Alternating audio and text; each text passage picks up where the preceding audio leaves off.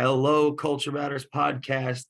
Today, before I introduce you to our guest, here is a quote I picked just for this podcast. I am not afraid. I was born to do this.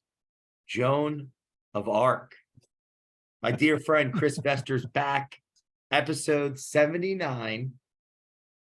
The title was, Who Will You Be 10 years from now? Gosh, and I think of Joan of Arc, who she is today in our hearts, our minds, our spirits. Chris is a special person to me, and he will be to you if you follow him. All of the things that he puts out in the world of value. Chris, thanks for coming on again. I'm really curious what you think of that quote, among other things. Yeah, right? I am not afraid. I was born to do this. Yeah, I think I feel that way a lot. I had a conversation with one of our team members earlier today, and we were talking about, these tests that we take that give us our personality profiles and all that. And one of them that we have used in the past is called cognitive, and it gives you your risk taking versus your cautiousness. And my risk taking was a 99 and my cautiousness was a 5. So it's, jump with no parachute type of attitude. But again, it's about not living in fear, because I do feel like in many cases I was born for this specific time to do this specific thing. I do feel like God's given me a purpose. So, yeah. What do you think it does for people that are following someone that does have, and the reason I asked that is when I was picking that quote and I looked at Wikipedia, it said that Joan of Arc, she essentially brought hope. She was like she was a young woman. I mean, it's a different time. It's like the 100-year war between the English and the French, and she carried a banner right into battle, and they won, and they won the next one, and it mentioned hope a few times. Right. So what do you think of the importance of a leader to have belief in the vision or in what they're doing, and then the impact that hope or that belief has on people? Yeah, well, I mean, she's willing to die for her cause, and you see someone who believes in their cause or their calling that much, willing to lay down their life for it. Like, if that's it's an inspirational thing. I think it's like people want to be part of something bigger. So give them something bigger to be a part of. I mean, that's what she was doing. I mean, she's like, I'm not afraid. I'm called to do this. Like, she knew she was a part of something bigger, the freedom that she was fighting for, what she was, man, she was a beast, and had to be inspirational. I mean, I don't even think anybody thought about the fact that she was a woman. I think it's just, hey, we're just going to go. I'm willing to die for the cause. It makes me think about right now, a lot of the themes of the Culture Matters podcast as of late have been about uncertainty. How do you navigate uncertainty when it's out of your control? And in the context, like the general economy and the things that are being said. So that's kind of the context, the business uncertainty in our current culture, current time. Uncertainty, it creates opportunity. I think that's the first thing I would say. But when you're leading the organization, like that's the position I'm in, is leading people. To some degree, it's our duty, I guess, to help them understand that we're keeping an eye on that uncertainty. Like, we're operating knowing that it's a time of uncertainty. Like, we've been in a time of uncertainty since legitimately probably 2020. COVID threw us into this time of massive uncertainty. And then we had this time of massive success because of market. I mean, we're in the automotive space, so the market was good. But I remember pulling the team together in April of 2020 when everything was shut down. And we were still considered essential, but we had to furlough people and PPP loans and all this craziness that was going on, which would cause people, I think, to wonder, am I going to have a place to work tomorrow? What does that look like? And everywhere you looked, I mean, everywhere on the media, the news, and everywhere was just doom and gloom, and it's horrible. And I gave this, I don't want to call it a speech, but I was speaking to the leaders and managers in the organization. And I said, I don't know how we're going to come out of it. I just know we're going to come out of it better than we go into it. Like, let's use this uncertainty to double down on our own ability to get better. And however we come out of it, there's going to be opportunity. Let's be prepared for the opportunity. How do people take it? It seems they took it well. I mean, people, I've had multiple people say, hey, do you remember when you said this? But I think that's what we're supposed to do. Like, if we're going to lead, we've got to give someone something to look forward to, something to hope for, something bigger to operate in, you know. It just made me think, like, what would that conversation have been if you had done the opposite? Oh, what would that have sounded like? Man, I was honest. I was like, guys, I have no idea. I was completely transparent. I have no idea how we're going to make it through it. I just know we're going to make it through it, and we're going to be better on the other side. I mean, I can promise you that. And so, and we are better. You know, we've done a lot of things intentionally. Some of it's, you know, stumbling and falling into things, but like, we're better. We're way more intentional in our group. How do you define that intentionality within a business context? Because we hear the word a lot. Making space for people.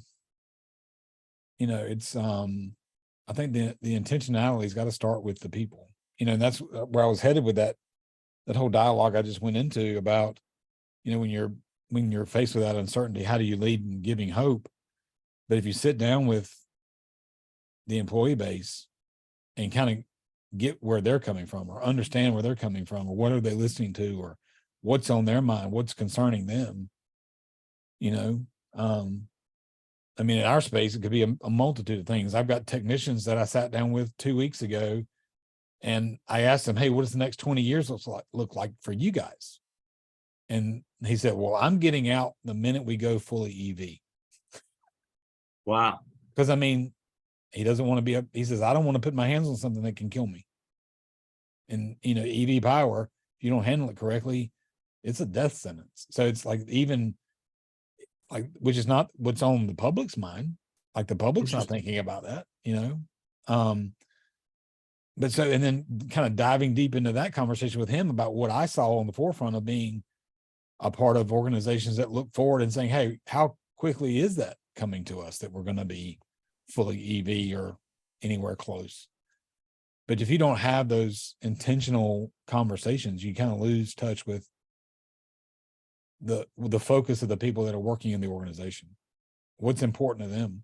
You know, what's important to them should be important to us.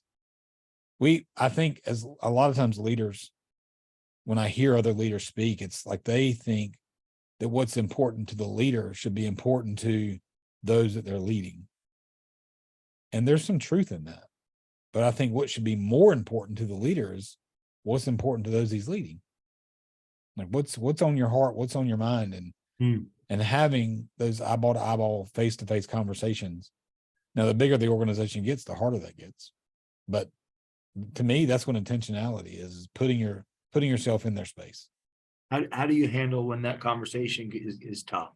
What's your advice to people listening? Actually, I use something that you taught me. Conflict delayed is conflict multiplied. I think it's a Peterson quote. I think that's who's credited with that. I don't know. You know, there's no new quotes really. But the longer you delay a conflict, the worse it's going to get when it finally comes to the surface, because eventually it's going to come to the surface. Yeah, I'd like to acknowledge, I think Peterson's Yoda. Yeah. I just don't want to let that slide. It kind of sounds like a little too. Right. Yeah. So conflict is, can you say, wait, conflict delayed is conflict. What do you mean by that for those that haven't maybe heard that before? Or so, I mean, we think when we hear the word conflict, we automatically assume, because of the how we use conflict the most, is a combative. But really, conflict is just communication. It's communication between two people that have opposing points of view. Because even somebody you agree with on the surface, there's going to be things in the underlying that you don't agree with. So even when you're having conversation, to some degree, that could lead to some amount of conflict. But if there's an issue that needs to be addressed, the longer you wait to address it, the worse the situation is going to become. And we have almost made it a motto among the leadership team. Like, it's like when we are having our leadership meetings and we talk about something over the last 3 or 4 months, I can't tell you how many times the words conflict delayed is conflict multiplied comes out. Wow. And we just attack it. Like it's into attack mode. We're going to go have the conversation. Whether that's with a vendor or whether it's with a part of the employee base or whoever it's with. Because the quicker we have it, the quicker the solution comes. And what you end up learning, I think, is it's not the conflict that's painful. Sometimes it's the solution that's painful. And we always kind of go to worst case scenario. Well, if I have this conflict, then the worst case solution is going to be what comes about. But the most painful thing is the solution, not the conflict itself.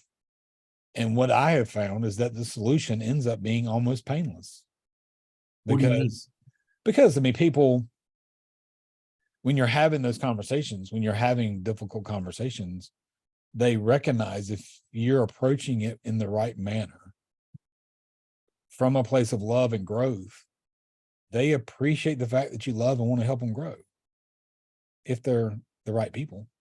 So I've had multiple conversations and the conversation ended with a thank you. Thank you for bringing my attention to that. Thank you for helping me grow through this. You think someone could accomplish that type of communication not coming from a loving place? I'm trying to figure that out maybe we could tackle that here. By the way, you're the one that just taught me something, because maybe the underlying propositions of the idea of communicating proactively, I've been able to broker from some of the greats that out there, living alive and not alive, but this heuristic or this short saying of conflict delayed, conflict multiplied, if that's become something the teams talked about, gosh, that's helpful. It's a mantra. I'm going to go take that to the bank. It's a mantra. Like what an amazing tit for tat, because that's the first time I've heard that. Yeah. So my question to you is, what you just said to me is profound about if the person recognizes that you are coming from a place of, I don't want to put words in your mouth, but like, I got love, or yes. So my question is, can it work? The idea of conflict delayed is conflict multiplied. So do something about it. Can it work if the person proacting that is not coming from a genuine, loving place? So let's examine the word work then. So it depends on what you're trying to accomplish. Like if what I'm trying to accomplish in the organization is growth and harmony to a degree, then someone coming from a place of love is going to perpetuate growth and harmony, because you're going to get used to having those conversations. But if you're not coming from a place of love, what's going to happen is it's going to destroy the business. So coming at it from the wrong heart, it's going to have an effect. So it will work. It's going to work from where the heart comes from, which is destruction. I mean, the opposite of love is like, what is the opposite of love? Well, Elie Wiesel would say the opposite of love is indifference, that powerful quote. But I always thought, is that true? I don't know. I've been trying to figure that out too. But when you said this, if the person's not coming from the right place, they'll create destruction. What do you think? What do you mean by that? Or what do you think some of the consequences could be for the listener that may be unsure? Do I even love my people, or do I love, like, what does that mean? I don't know how to. Yeah. So yeah, this is fun. This is why this is fun, right? So what I mean by that is they're just going into the conflict to be right. And the point of conflict is to come to a resolution, come to a solution. And if you're just going into a conflict to prove yourself to be right, then it's Like it's going to create like destruction. I mean, Jay, you and I talked about it, you know, in any given business, let's say in any given thriving business, there's a lot of brain power among a leadership team. Each one of them is smart in their own right, but collectively, they're so much smarter. And then, so how do you get them to communicate as a collective? How do you get them to move as a collective? How do you get them to speak as a collective? And it's by giving them space to have conflict, and then not always coming in with the idea that you have to be right in the conflict. Like it's the ability to put ideas on the table that are your ideas, and then hope maybe everybody kicks the crap out of them, but at the end of it, you got the right idea. So there's conflict in all of that, you know, but the best thing you can do is handle it in the moment, handle it quickly. What advice do you have to someone that's heavily breathing right now at this point, getting anxiety, just thinking about the idea of being in a conversation where they throw that idea they've worked on for the last 6 months into the rig with the expectation that it's going to get torn apart, right? They're breathing heavily and saying, it sounds great. Right. Yeah. The best thing, you know, it's as a parent, this is an analogy for a parent. Nobody wants anybody to call their baby ugly. Right. So, and so that's always, oh, look how cute and look how sweet. And the better thing somebody could say is, man, you really need to, like, it's just like, you gotta set that baby up, or you're saying you gotta set him up for, you gotta start teaching that kid a lot, because he's gonna have to be smart. Right. So, but I mean, it's just, I was involved in a project a few years ago where we spent a bunch of time in development. I'll use this as an example. Tons and tons and tons of time in development, because one of the investors wanted to present the perfect product. And his biggest fear was that we would put this product on the marketplace, which was an amazing product, and that it would break. And my contention was, we hope it does, because the more it breaks, the stronger it'll be. So let's put it out there and let's start letting it break. And because of the hesitancy, that project ended up fizzling out, getting too expensive to maintain, and just sits on a shelf somewhere. Wow. And I think the same thing can happen inside of an organization. Like if you think you've got the brainchild idea, hey, good, you're smart, you're thinking. Let's let everybody else think about it too. So present it, and then know that at least whatever comes from it, it came from the seed of your thought, even if it wasn't your original idea, original product, or whatever, because the conflict that's going to arise around that conversation will lead to the best solution, right? Or at least the best solution for the moment.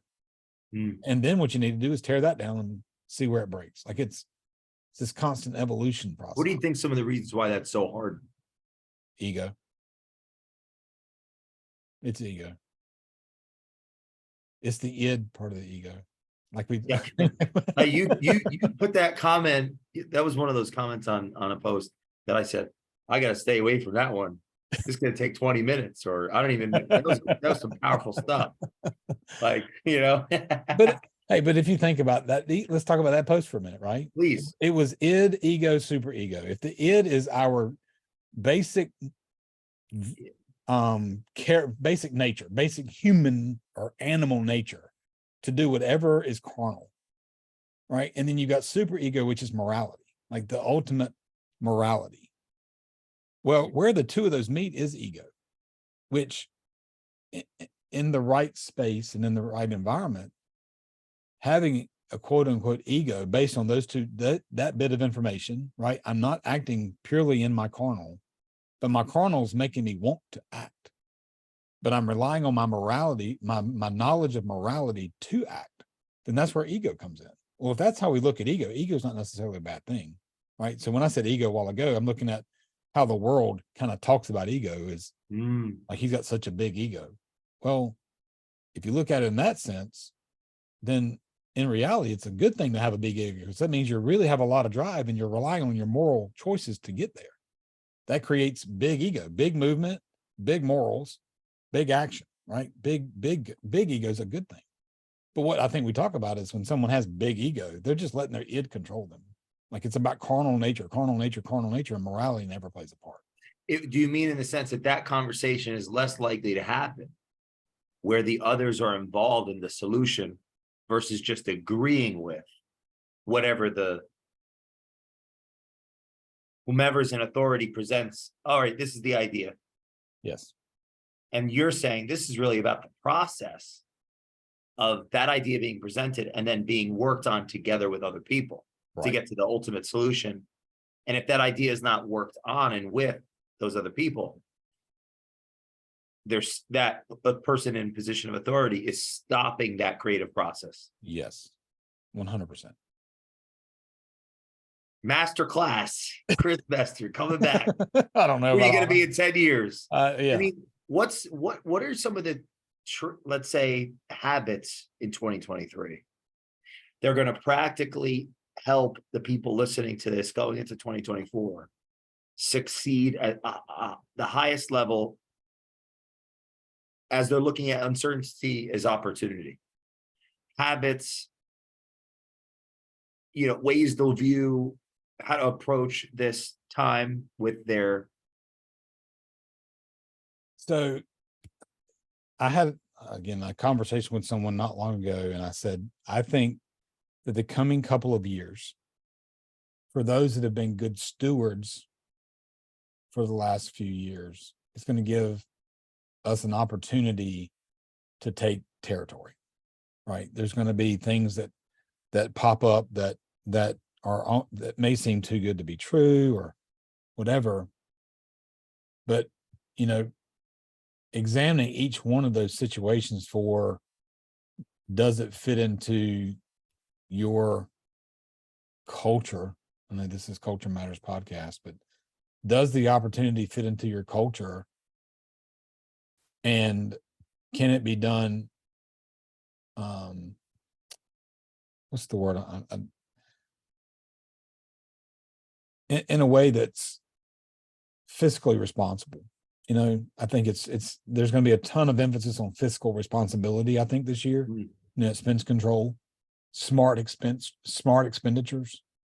One of the things we've been working on lately is like moving around, not necessarily spending less money, but moving around the money so that it's producing better results. So getting deeper in measurement, because if you've been good stewards, like there's been a good history of stewardship, then there's surplus to be working from, but you don't want to lose the surplus, which means that what's coming in now, you got to get really strategic at, hey, making sure the money is spent smart. Because I think a lot of people in any industry right now, there's going to be pullback. Like there's going to be a lot of people that are out of fear and uncertainty, decide to slow down, market less, train less, hire less, all those things, is all this less. It just leaves, it creates this void that someone who wants to take territory, if they do it strategically and with good intentions and good study, could take territory with market share, with their voice being louder because everybody else is marketing less, with taking good employees, meaning like because nobody else is hiring, they're missing the opportunity of hiring a great team member. Like there's a lot of void created that if you're strategic in it, you can take advantage of it, which is how on the outside, it's a cycle. It's always a cycle. You're prepared to really take it when everything starts to swing back the other way. Are you seeing people work harder? I think yes. It's somewhat situational for us. I see where we have done, I'm going to call it strategic pruning. The ones in the organization seem to be digging in and working harder. Not that they weren't working hard to begin with, but as we communicate how we see the future, like this is what I kind of see what's coming, and this is where we got to get smart, and these are the things we've got to be working on. Those things are getting worked on, and it's producing results, which is giving them opportunity to work. harder. So it is about looking forward and seeing where the opportunities are going to be, taking advantage of the opportunity to keep generating the work. But yes, I think that there are, at least for us in our organization, there are some people that are working harder. Right. But I think they're working smarter while they're working harder, which is a really good spot to be in. Because I see a lot of people work harder and don't achieve anything. I mean, why do you think that is? Lack of understanding what they could be doing, lack of study. You know, I've used a gym analogy, and I spent too much time in the gym at one point in my life. And I have been in the quote, I'll call it the gym space, right? Since 1996, the year I got married, I've been in and around the gym space. And Suzanne and I bought a gym in 2000. Well, some of those members, we sold it in 2000 or shut it down in 2004. Some of those people that were members of our gym are members of the gym that I go to now when I go. Wow. Locally. And except for their gray hair and a little bit more of an aged face, they look exactly the same. There's been no progress. and it's not like they're not working. I'm not taking, like, they work. They're in there sweating, like lifting, pushing for that hour and a half. But it's that other 22 half an hours of the day that they don't have education. So they're not able to reap the reward of the work. And if we just a little bit of education, what would the last 20 years have looked like for them? You know? Wow. So I think it does, education matters. I think when people just work hard, just spin their wheels, they're just not educated. Because what they say is it's either a knowing or a doing problem. Well, if you've got somebody that's working hard and achieving nothing, well, it's not doing. It's got to be knowing. So how do you educate them? What would be your advice to someone trying to figure out how to juggle the two that's in a position of authority in a business? Juggle the learning or juggle the wisdom? Both, the doing and the learning. The doing and the learning. Well, obviously, if they're not learned, if they're not educated in an area, that's going to be something new for them, like educating themselves in areas, whether that be leadership, personal development, their marketplace, whatever it is. If they're not learned in that, educated in that, then that's the new thing. Okay, well, what's taking the place of that you need to get rid of that's not serving you? So the implementation of something new requires the elimination of something old. So we know that education can move you forward. Like, that's definitely a thing. If you're willing to do the work, then let's get educated. Then what is it that you're doing now that's taking up time for you that you could be educated, that is you need to eliminate because it's not serving you? That's where I would start, is like just doing an audit. Hey, of the things in my life, what can I set to the side because they're not serving me? And in that place of time, because it's always time limits. In place of that time, I'm going to strategically look for places I could be learning. Books is a great place to start. Podcasts are a great place to start. I mean, we're in the age right now that, finding a mentor is as easy as clicking a button or turning a page. In fact, that's the book that I've got coming. That's how I introduced the book. Is we live in an age now where a mentor can be somebody you've never met, because all you have to do is click a mouse or turn a page or open up an app, and you've got education as much as you want, So yeah, start there. Implementation equals elimination. Implementation of something new requires elimination of something old. What have you learned in terms of podcasting? What have you learned from Faith, Family, and Fulfillment? You've been at that some time. Powerful show, powerful guests. Little plug, maybe. Thank you. I appreciate that.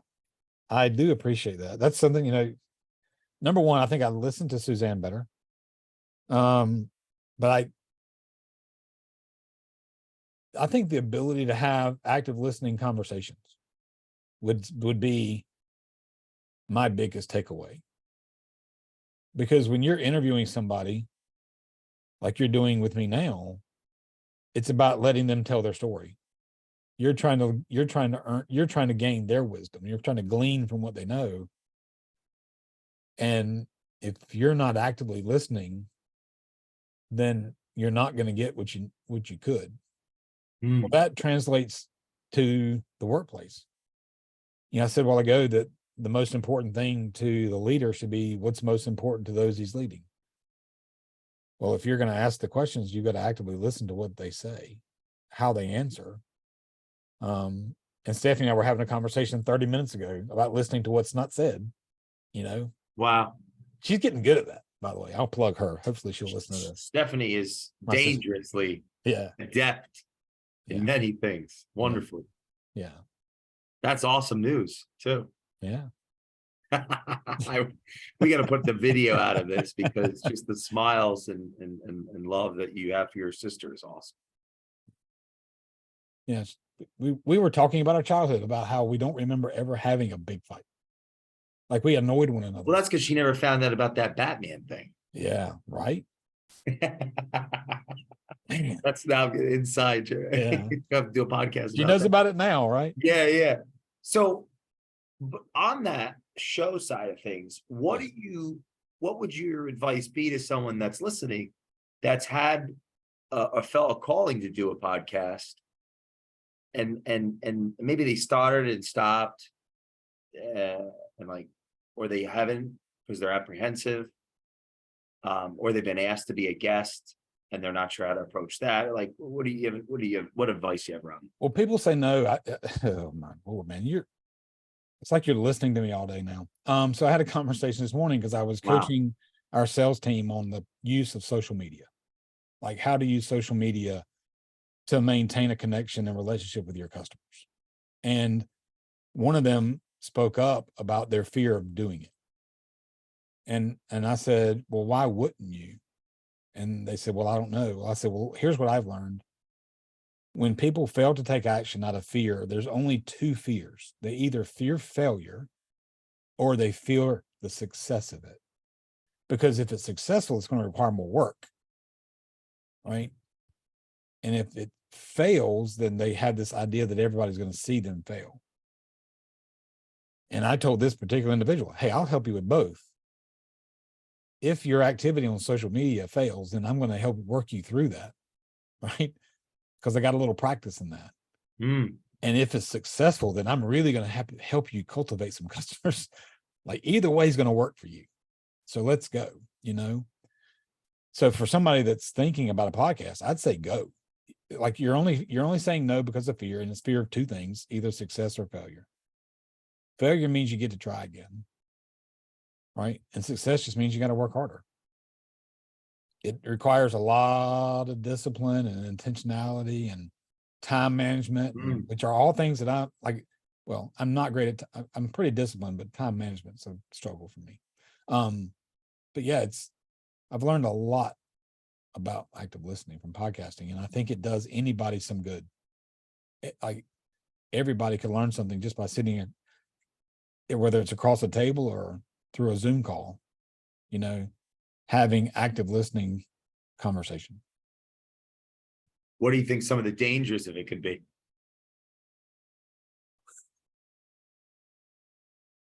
I think to some,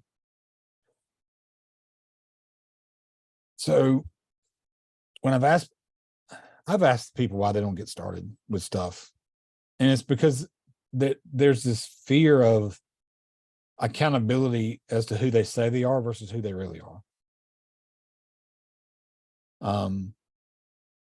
Which the minute you can tear down the veil between the two of those things and just be one person, the whole idea of acting with integrity, which is my life goal, is to be integrous in all my actions. The root word of integrity is integer, meaning one, that there's only one you, right?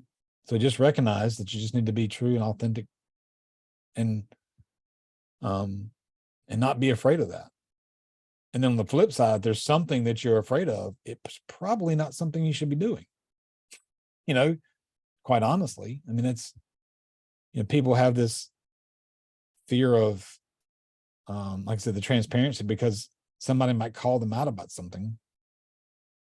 well, maybe you need calling out.